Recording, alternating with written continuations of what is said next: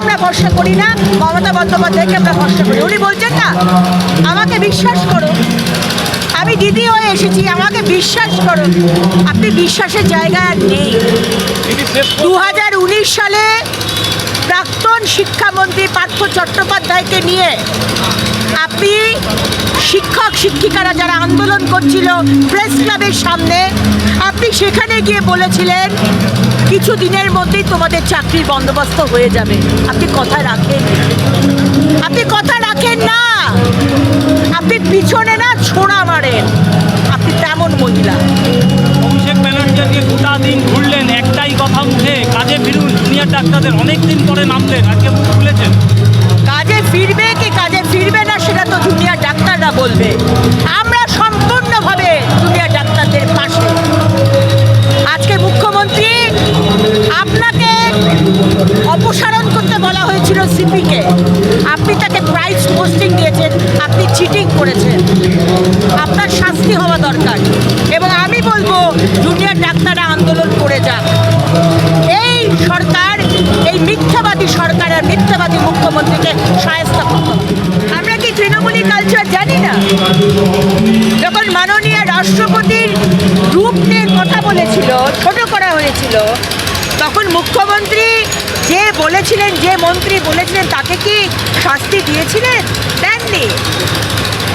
দিনে রাতে মহিলাদের অপমান করা হয়। পার্ক স্ট্রিটের ধর্ষণ, তৃণমূলের এক সাংসদ বললেন বণিকার খদ্দেরের মধ্যে রেট নিয়ে ঝামেলা, তাই জন্য ধর্ষিতা হয়েছে। বাহ! হাঁসখালির 14 বছরের মেয়ে খুন করা হলো, তৃণমূলের ছেলে খুন করলো ধর্ষণ করে। মুখ্যমন্ত্রী বলে ওর তো পেটে বাচ্চা ছিল, ওর তো প্রেম ছিল। তো তৃণমূলে যত মহিলাদের আক্রমণ করবে, ছোট করবে, হেনস্থা করবে, হেকেল করবে, তত তাদের পদোন্নতি হবে। আচ্ছা, আপনারা তো বারবার করে বিচার চেয়ে রাস্তায় নামছেন, কিন্তু যখন আন্দোলনকারীরা লাইভ স্ট্রিমিংয়ের জন্য একটা তাদের মধ্যে বচসা চলছিল, তখন মুখ্যমন্ত্রী প্রেস ক্লিপ করে বলে ওরা বিচার চায় না, ওরা চায় চেয়ার। এটা কি আপনাদের প্রতি একটা কোনো ক্ষোভ প্রকাশ করলো আন্দোলনকারীদের নিয়ে? আমরা ক্ষোভ প্রকাশ করেছি কোথায়? মানে মমতা ব্যানার্জি যে একটা রাগ, আপনারা যে বারবার মমতা বন্দ্যোপাধ্যায় দিদি হয়ে গেছিলেন তো সেদিনকে। আমি দিদি হিসেবে এসেছি, আমি তো মুখ্যমন্ত্রী হিসেবে আসিনি, বলেছিলেন তো। তো দিদি হিসেবে ভাইদের থেকে, বোনেদের থেকে কিসের ভয়?